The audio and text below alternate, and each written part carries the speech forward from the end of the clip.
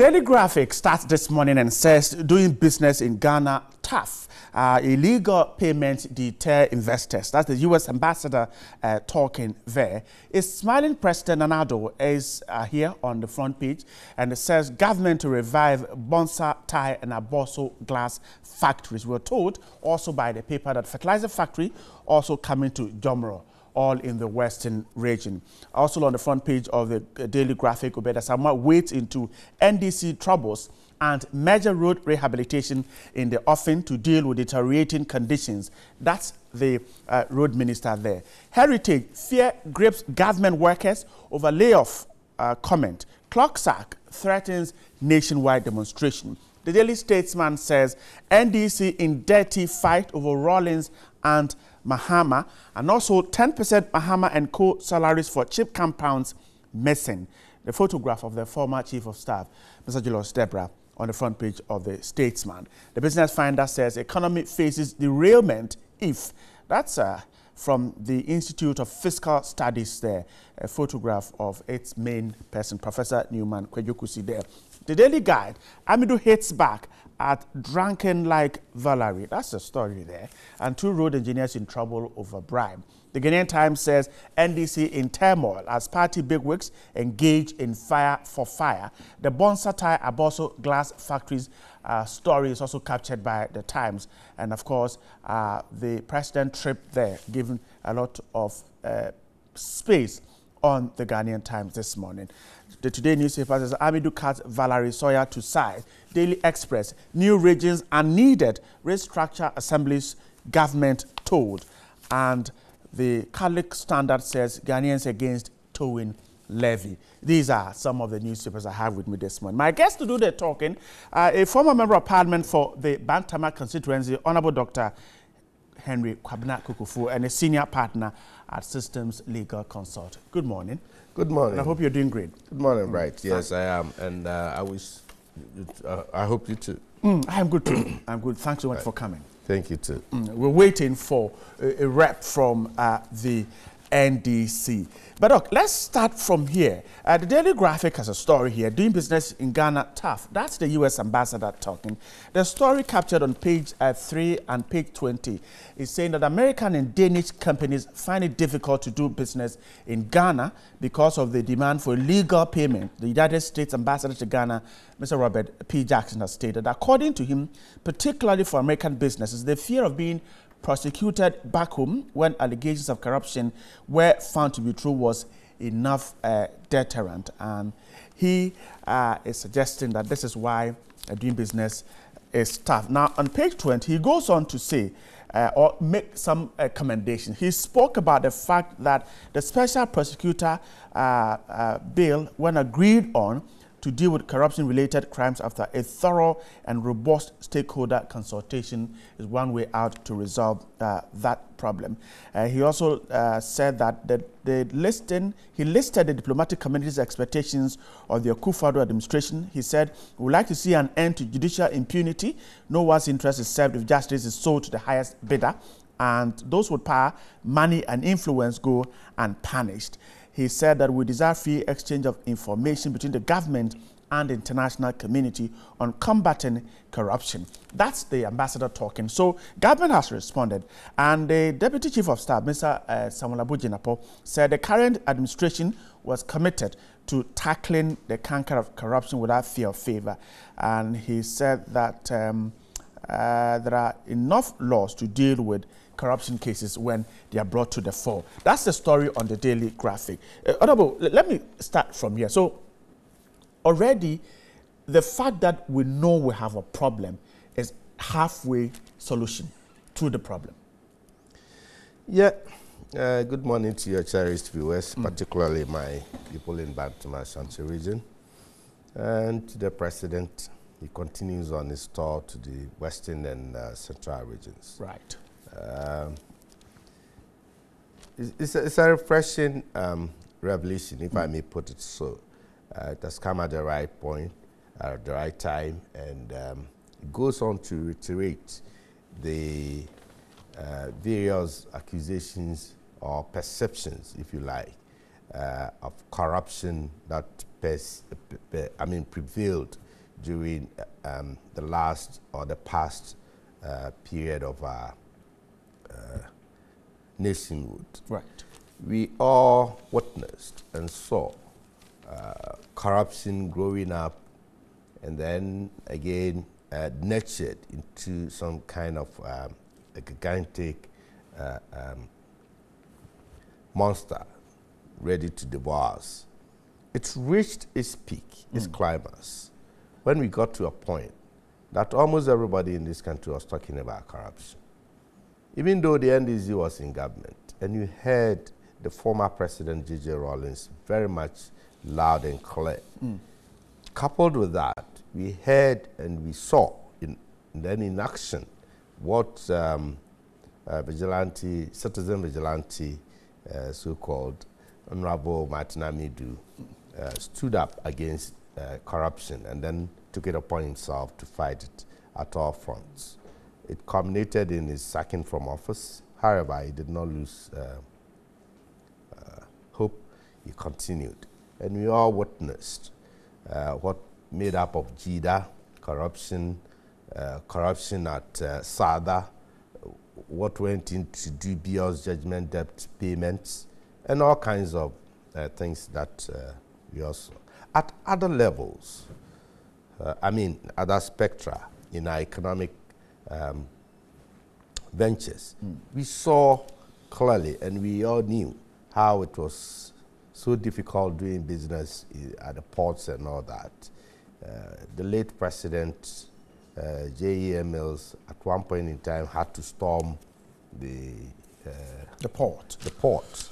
And you remember Alimi Yao's whatever revelations at the judiciary, wherever, even in parliament, we are being told that there's a tip there that reveals some kind of corruptive tendencies that have gone on there. So it had been a long known phenomenon, and we all sank to it. And corruption was a major campaign issue during the 2016 elections. And I remember the then candidate, flag bearer Nana Danko Akufo-Addo, had promised the people of Ghana to protect the public purse and to make sure corruption is dealt with. And for that matter, promised the coming in of special prosecutors so we can have some kind of more powers to deal with corruption in public sector, and particularly government appointees that may misconduct themselves. The willpower to do so. So here we are. The ambassador was just re-echoing the sentiments that had gone on. And it is so glaring now that most of these international companies, he mentioned Denmark and US in particular, have got reason not to come in to invest because of these things. And I don't think he's talking about yesterday or last month. He's talking about years back and all those things. So now that it's cemented, the international community have been bold enough, or as it were, have been prepared to come out to put the icing on the cake. That yes, the society is so much bereft to these corruptive tendencies, so we must fight it and fight it all. He's on another stretch also by way of recommendations, telling us that the government is on the right path. However, there is the need for President Akufo-Addo and his government to be seen to be in more action. Active? Is that what you see? Do you see the government more active in the fight against corruption now? Yes, of course. I would want to see a more robust approach, but then the commitment is there. It's there. It's there. But I also, if you say more robust approach, as in what? Exactly what do you want government to do? If we should see government really fighting corruption? Yes, the special prosecutors bill, for me, it has delayed unduly. I mean, by now it should have been passed into law, that we've had the special prosecutor in office by now. That is for me.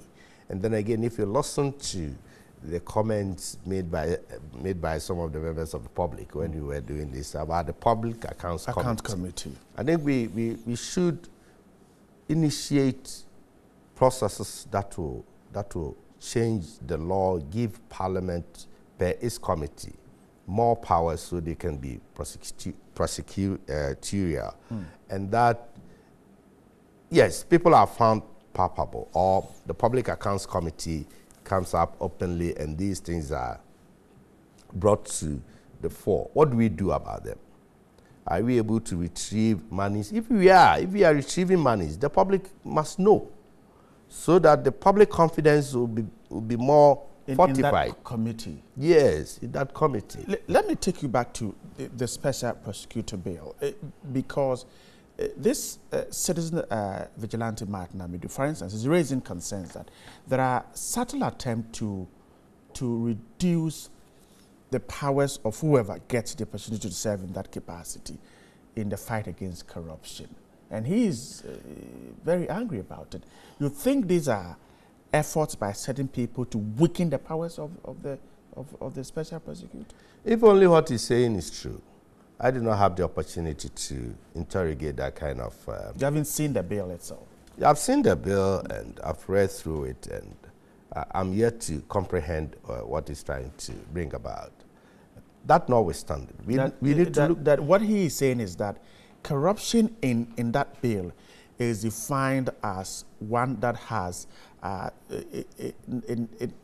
impact on the national development of the country. So certain acts of corruption cannot be investigated by the Special Prosecutor. But those that have huge impact on national development are those that are to be prosecuted. And he thinks that is to tie the hands of the Special Prosecutor. Well, I do not know, but you see, already we have the Attorney General's Department having that powers, and that is what is ongoing. So if a Special Prosecutor comes in, one would want to see a clear cut-off rule.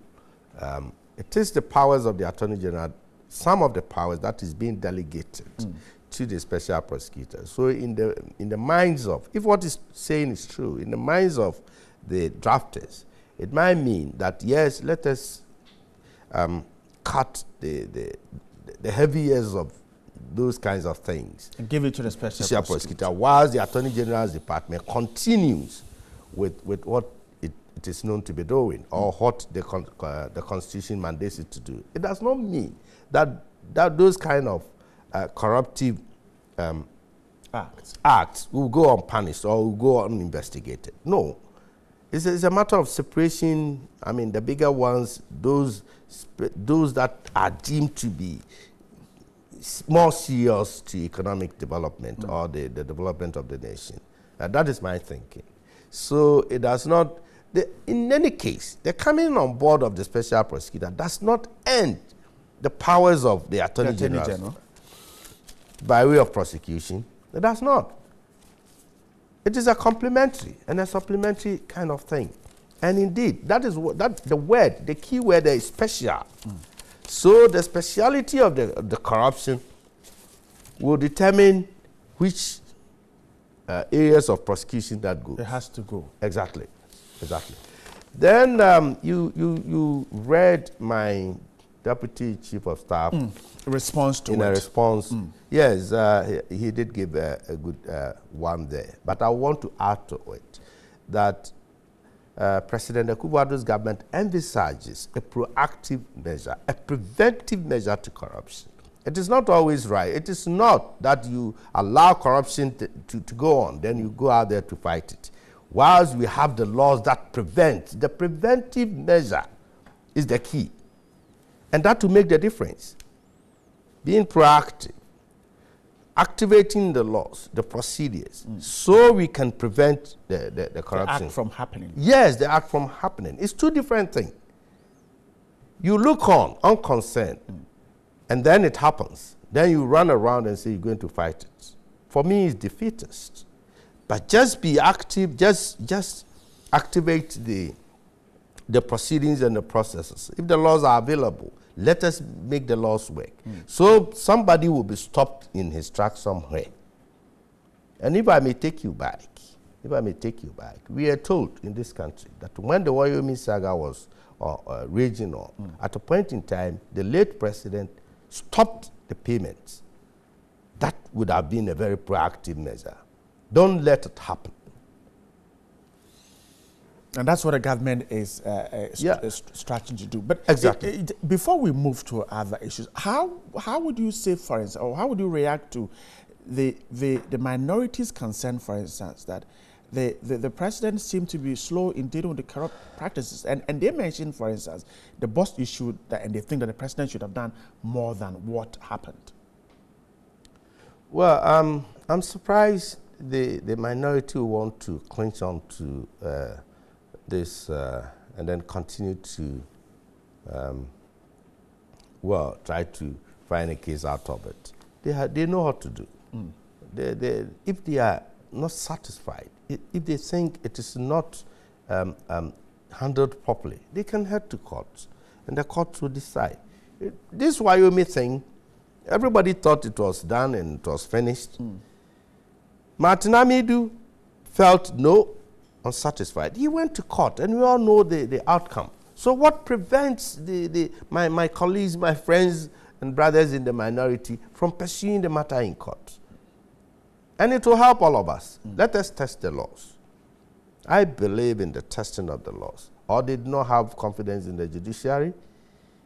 If they think the executive did not manage or handle things that the way they wanted or the way they thought should have done, the best place to go is to the courts. But you see, you can build mountains out of molds, but time will tell. With time, you will see if it's going to be resilient, if it's going to survive, or anything of the sort. And this is a key. This is an awakening call to all appointees under this government. Right. The eyes are watching. The spotlight is on us. So it's very, very important that we go by the tenets and the admonitions of the president. You'll recall that any time the president were to give swear in people or give them appointment, he retreated over and over. Corruption. Be on your guard. And I don't think he will go to sleep over some of these misgivings if evidence if it comes to his notice. Yeah. I'm grateful. Let's turn to the Daily Express this morning. It says that new regions are needed. Restructure Assembly's government told a senior lecturer at the University of Ghana has strongly advised government to rather channel its energies to restructuring and strengthening district assemblies to bring development to those in the hinterlands rather than creating new regions. According to him, government quest to create new regions or 4 new regions in addition to the existing ones is flawed and will have cost implications on the national purse. So he said that you have to look for land to construct new regional coordinating councils, procure vehicles, put in buildings and other infrastructure. He's asking if we have thought about it. Now, according to him, government is crying over inheriting an ailing economy from its predecessor should not, or a government crying over its inheriting an ailing economy from its predecessor should not consider a decision as costly as the creation of 4 additional regions, arguing that until assemblies are structured to implement strategic policies, the creation of new regions will amount to nothing. If it is for development, he says, then I'm not sure, because there are various institutions at the regions, district assemblies, that are supposed to be putting in place government strategies. That's the story on the Daily Express. Honorable, so the key argument is that these regions are huge. Let's break them. When we break them down, we can deal with poverty. We can deal with issues there. The counter argument is that the economy inherited isn't good. Creating new regions have cost implications. Stop it. Rather, strengthen district assemblies and let them work. I think it's a legitimate concern people should raise. Well, of course, depending upon how you look at it, from which angle. That's his opinion, and I find some wisdom in there. But this is a government that has the mandate of the people, and it has its own programs and activities per its manifesto and how to go about the developmental agenda of this country. And the president, in his wisdom, thinks that together with the people of Ghana, if it is acceptable that we break some of these regions into two, or whatever the case may be, then we will be able to accelerate the developmental processes. Yes, development, we are on, but there's the need to accelerate. The need to accelerate, sustain, and then consolidate the gains that comes with the assemblies can't do that? Yes, of course, the assemblies are in there, and they will be in the regions. So you create the regions, and the assemblies will not go away. They are still in there. But you're adding up cost. No. In a country where we still have a situation where we seem to gravitate, all of us, around capital cities. For instance, we all want to come to Accra, everybody, from up north. And those in Ashanti region, all would have loved to come to Kumasi. Those in Volta region, all would love to come to Ho. So we have developed that kind of tendency where we get attracted to where the action is. So by this we are saying, yes, let's sort of decentralize some of the actions into other places by creating a region, having a regional capital, having all that it entails. So those within the catchment area also feel that, yes, piece of the action is here. Why do I have to travel down to Accra or Kumasi or to go to? You and that can only be done by creating regional capitals? Is that what you're saying? Yes, it's one aspect. If you take development to them without creating regional capital, they won't stay in there. No, not that much. They won't. Take Western region, for instance. From Bibiani down to Takrady, to go and transact whatever business there is, it becomes somehow a nuisance.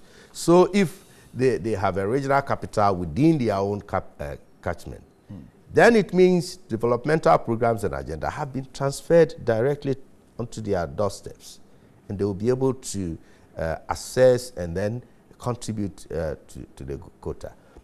What is wastage of money? Putting up infrastructure, buildings and all that for the regional capitals? On the background that the economy is in good shape. Yes, that is one plus of this government. Even though we continue to remind Ghanaians the state of the economy as we picked it up, we do not, and the president have said it, that he is not afraid of the quantum of challenges that confronts his government. He's prepared to go on and do what needs to be done whilst taking care of the debt portfolio that he inherited. So it's a big plus. We will not say, yes, the economy is way ailing. We will not say we met a very bad situation, so we just throw our hands in despair. But is government able to raise the needed money or funding to deal with some of these projects, creating 4 regions? Yes, of course. In this dire situation, when government is cutting expenditure? You see, one thing we must understand, building a regional capital does not in any way amounts to a wastage. That's not a wastage. Yes, it's not a wastage. Where to get the funding to do it? You wait and see. The finance minister, per our budget recently, have made available space for these projects to take off. And that is why the president is so confident, and he keeps on telling the people to be affected by this project that, yes, don't be disillusioned. I mean, don't get disappointed. It is going to come on. I promised, and I'm going to deliver on that. Isn't the resources that will be needed to put up a regional coordinating council to purchase vehicles, buildings and all that, if that money is channeled to the district assemblies and you're asked to deal with this development of these areas, it wouldn't be beneficial to you? Well, you see, the district assemblies have their own means of funding already that is consolidated. And whatever is due to the district assemblies have been clearly given them. Given them in the appropriation law.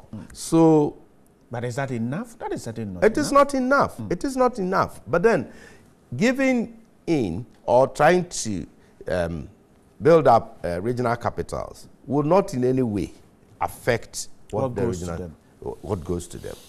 All that we need to do is to encourage the president and the government support to undertake that kind of bringing development to the people through the administrative of the areas. And let me say it here. The majority of Ghanaians are very happy with this. Majority of Ghanaians are looking up to this new regions. And so I do not know. The same argument maybe would have gone to at the time when NDC and the NDC new districts were being created. I would have said, why don't you put all the money in there for those existing assemblies? But I don't think the lecturer spoke to that. No, he did not. He did not. So what is it? I am grateful. Now let's move on to the Heritage newspaper this morning. Says that it's talking about government issues with workers. We're told by the Daily Heritage this morning that fear grips government workers over layoff comment. Clock sack threatens nationwide demonstration.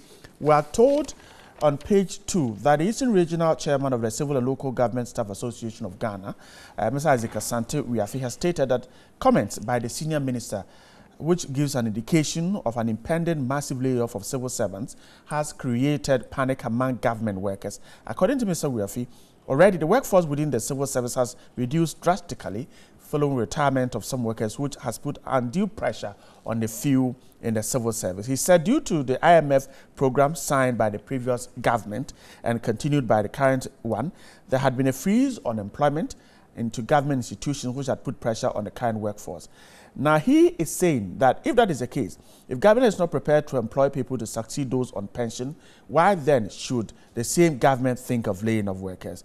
I believe it is not the position of the NPP, the government, because most people voted for the NPP based on promises to create jobs for unemployed graduates. He stated in an interview. He threatened that CLOSAC will go on demonstration if this is not stopped. On the Daily Graphic, page 60, the senior minister has reacted to that story. The story from the senior minister is suggesting that government has no intention of downsizing the public service. The story says that Senior Minister Yaosafo Mafo has emphasized that government does not have any intention of downsizing the public sector, saying that the comment he made at the recent Ghana Economic Forum had been misinterpreted to mean a possible downsizing of the public sector. Mr. Yaosafo Mafo stressed that the government would rather support the private sector to create the needed jobs. That's the story so far. So, Mr. Yaosafo Mafo started this conversation. He, at the Economic Forum, made some comments and suggested that the public sector is full. What government is doing is to open up the private sector so that it can take up the people who are looking for jobs. But he said that, well, looking at what is happening, government could actually downsize the number of workers there. But again, he himself is saying, well, he was taken out of context. Is the public sector so full that government cannot employ more people there? I did not know the gentleman from CLOSAC, where he got his information from. And if it is that the senior minister spoke of at the forum, then it's very unfortunate. Either he's going public to trade in mischief or something of the sort. Because clearly, the minister has come out to state his side of the case. And he was merely retreating the fact that, yes, because of the IMF conditionalities that the previous government went in. And true to word, the gentleman also repeated saying, right. Yeah, in the Heritage. In the Heritage. So the program has always been there. This government inherited it, that the public sector cannot go on to employ. That is a fact. And then again, then what do? We need to create employment for our teeming youth, which is one of the major promises of Nana Akufo-Addo's government. Isn't that the case? Right. So the senior minister goes on to say, in order to realize that dream, we need to encourage the private sector to expand so they can do the absorption. They can do the employment generation. What is so wrong with this? At no point did he say the government was going to sack public workers. So for the gentleman to have gone to that tangent is quite unfortunate. I mean, the clock sack gentleman from the Eastern region. Yes, it's quite unfortunate. Well, he said the senior minister gave a hint of what government intends to do when he said that because of the way the public sector is choked, government could even take a look at downsizing the numbers. And suggested government has been thinking about it. No, and it has been refuted by the senior minister himself. So that gentleman and Ghanaian workers can go to sleep with this kind of rebuttal. But we must understand one thing, that we cannot do much. We cannot achieve anything closer to solving the unemployment situation if we do not recapitalize, if we do not encourage the private sector to expand on their operations. And for that matter, looking up to government alone to do the absorption will be very difficult. That is a fact. So then it's a point that the private sector can no longer employ people. It's a fact. The private sector. The public sector. The public sector. No, we all know of the IMF conditionalities, and if that to be, I mean, there's a limited space to bring in as and when those it's necessary. Those who go on retirement and stuff like that. Yes, and then the critical areas to bring in. But that is not enough to absorb all the unemployed army out there, is it? It's not enough. So until then, until we will have a public sector that is so much expanded, or the financial clearance are given in a large-scale level, we still have to employ these young men and women. And the private sector is the solution. The private sector has the capacity to do that. Really? The potential is there. All we need to do is to help them expand. And you go to industrialized economies. It is the private sector that leads the employment creation situation. So what is it that we are doing wrong here that doesn't allow the private sector to do that? One, access to capital. When you have a government policy that borrows from the local banks, the local monetary market, by way of treasury bills and all kinds of things with high interest.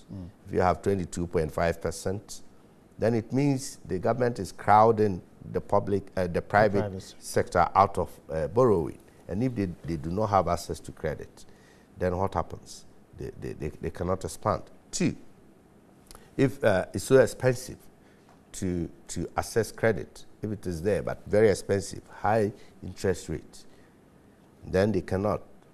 And then three, when you have energy situation that is so fluctuating, it's not sustainable. Then it makes doing business very, very, very expensive. And then four, and most importantly, what the American envoy was talking about, corruption, making business unattractive to investors and to both local and foreign investors. So you make business running very difficult. So the congenial environment in which the government policy brings on board determines how viable the private sector would be. So if you have this base rate, this cut from 22.5% to about 12.5%, then you see kind of improvement. It means government is not competing heavily with the private sector in the local money market. So the private sector has the leverage now to be able to go. The banks has no option than to give to them because the government is not coming for the TBs, the Yes. And so they have to lend to the private sector. You have to. We started And this, then, if inflation is coming down, as we just yesterday it was down to 11.9%. Yes, 0.9%. It gives leverage to businesses.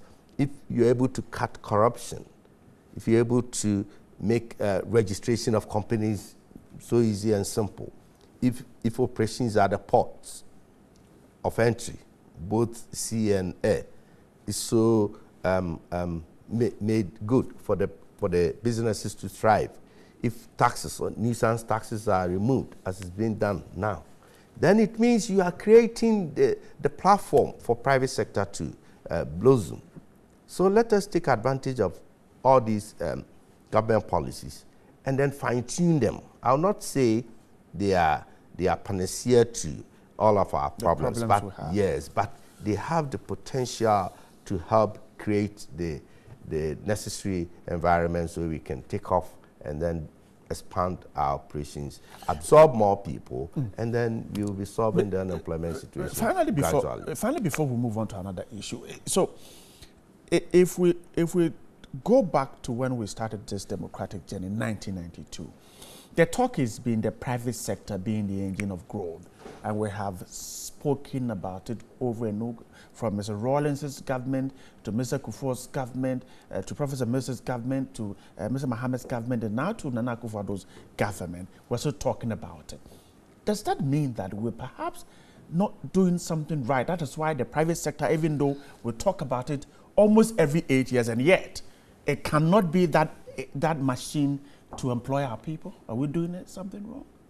Yes, we've not done enough to realize that dream. I wouldn't say we've been paying lip services to the private sector, but we have not. Well, we are simply not doing enough. And we say we're not doing enough, as in what? We're not allowing private businesses to grow because they belong to the other side of the political divide? Or what actually is it that we're not doing right? It may be one of the cases. But then the fault, if there is a fault, had come from both sides. The private sector as an entity itself has not been disciplined enough. Credits are given to private sector to undertake specific projects and then to expand. And it's misappropriated somehow. Bad loans and all those things. We all witnesses, the banks and other agencies. Look at the capital venture institution. Right. Well, what has happened to it? People have gone in for the funds and all that. So mismanagement by the public sector that affect the private sector. The mismanagement on both sides. If a private man goes in for a fund that is supposed to be put in a particular project with all the feasibilities, reports pointing to positivity, then ends up collapsing without any just cause. So it means misappropriation on the part of the private man have led to the failure of the project. That's what so that's what I talk about, fiscal indiscipline in the private sector as an entity itself. So it needs to look within its own self as to what are we doing that we are not doing it right. What does not make us competitive enough? Are we misplacing the priorities? If I go in for $2 million credit to start a business, the first thing I go in for is a mansion and then get myself a brand new Mercedes-Benz. Is that the case? And we see some of these things happening. So misappropriation of capital on the part of the private sector is one aspect. Two, on the other hand, government machinery, as per the public regulators and all that, are they doing what needs to be done to monitor and evaluate the activities of the private sector when they are being supported by the system? And that one is also no.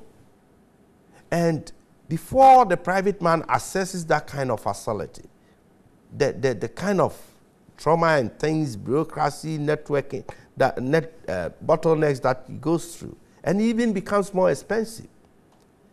And then what about energy? Very expensive, erratic, unsustainable? What about the labor force? Employers pretending to be paying and employees pretending to be working. So we need a comprehensive overhaul of our attitudes towards nation building.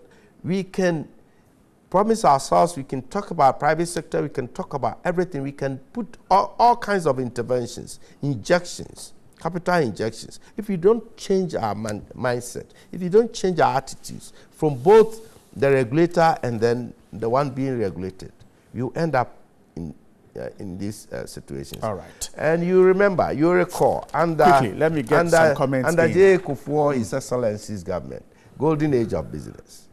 We saw booming of businesses, local businesses, enterprises, and all kinds of things. We can go back to that kind of era with more refined manner, and then make sure we sort of not only capitalize our entrepreneurs, but then make them know-how, the technical know-how, and then the managerial know-how, so they will be able to manage their activities properly. Right, I'm grateful.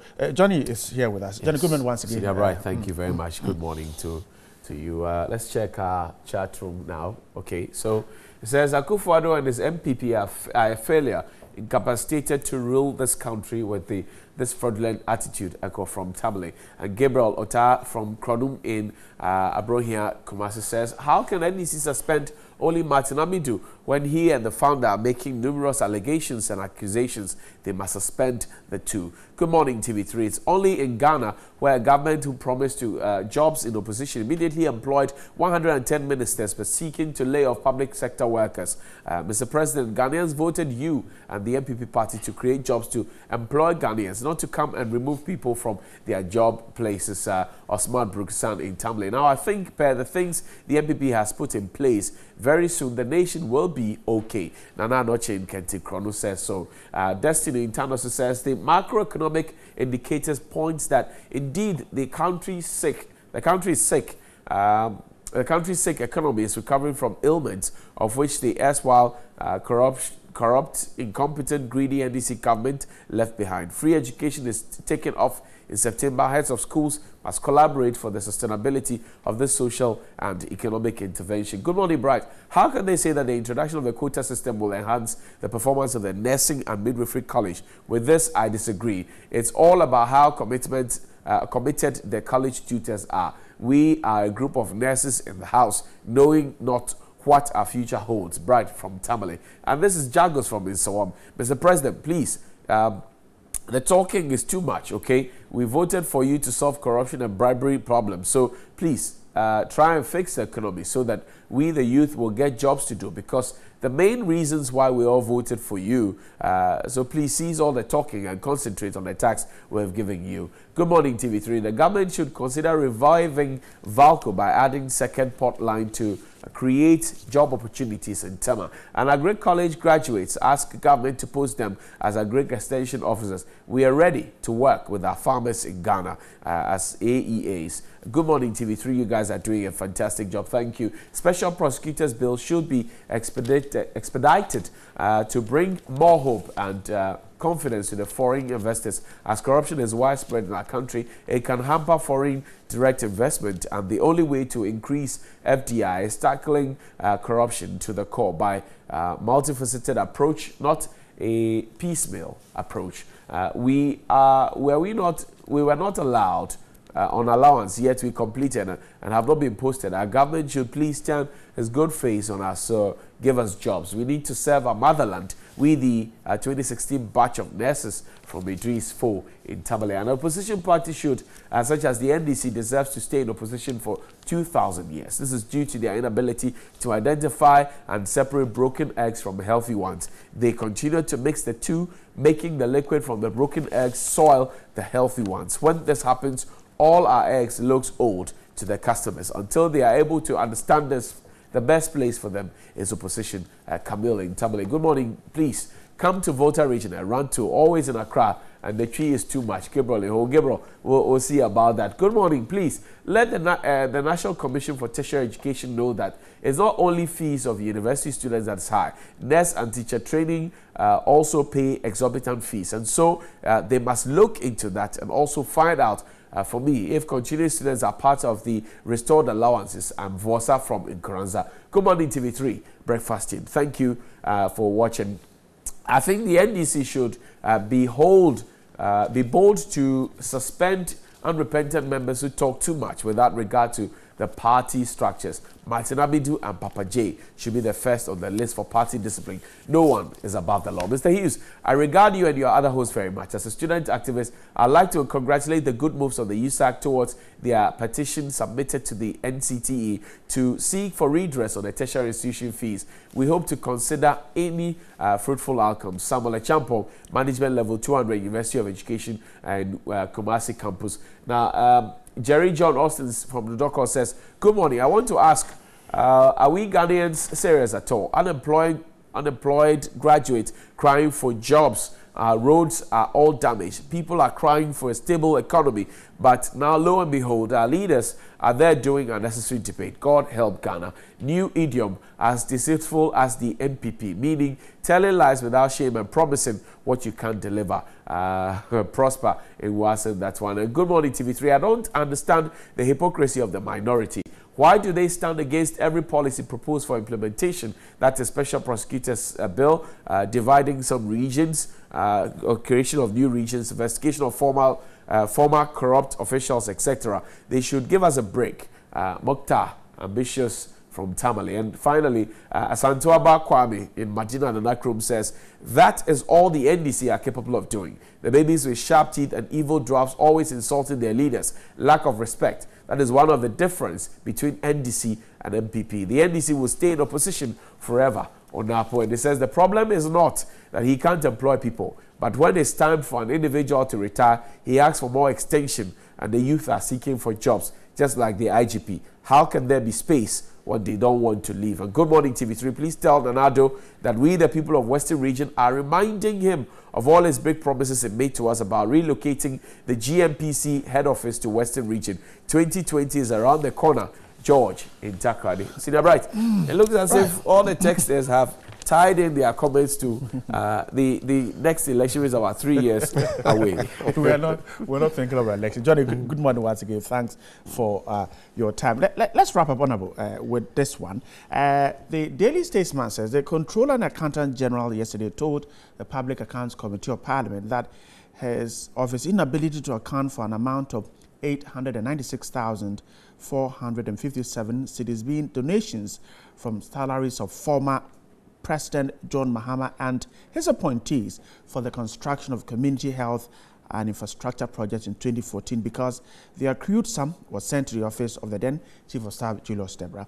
Mr. Junofusu said this when a member of the committee and member of partner for Nshia, so Mr. Honorable Kennedy Kankam asked him to explain why the schedule for the amount deducted in 2014 showed zero. He said that the money was deducted and sent to the office of the Chief of Staff, and that's why it showed zero in there. Right. Is it enough for the Editor General to say that we can't find the money? Well, it's very interesting. It tells you the kind of deceit that can go on when politicians like myself, we are in office. If indeed what he's saying is about the truth, and I do not have any reason to doubt that, then it's quite shameful. Fortunately, the Chief of Staff is around. The president, the former president himself is around. So they can do themselves a better service and to the people of Ghana if explanations are given in details. If it turns out to be the story, then Ghanaians will have to look at NDC and look at them properly.